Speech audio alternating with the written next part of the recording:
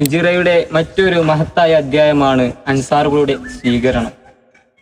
ഹബീബായ സല്ലല്ലാഹു അലൈഹി വസല്ലമ തങ്ങൾ വരുന്നതറിഞ്ഞ് സ്ത്രീകളും കുട്ടികളും വീടിന്റെ മുകളിൽ കയറിയും മതിലുകളുടെ മുകളിൽ കയറിയും ത്വലഅൽ ബദ്റു എന്ന ഗാനം ആലപിച്ച് ഹബീബായ സല്ലല്ലാഹു അലൈഹി വസല്ലമ തങ്ങളെയും മറ്റു സ്വഹാബിമാരെയും സ്വീകരിക്കുകയാണ് ചെയ്തത്.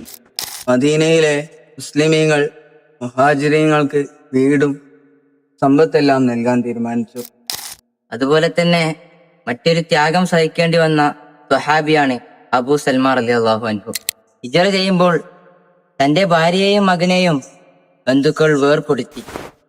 കുടുംബം ചിന്നിച്ചിതറിയ അവസ്ഥയിലും അദ്ദേഹം അള്ളാഹുവിന്റെ പ്രീതിക്ക് വേണ്ടി ഹിജ്റ തുടരുകയാണ്. ഇതായിരുന്നു അൻസാരിങ്ങളുടെ സാഹോദര്യത്തിന്റെ മാതൃക.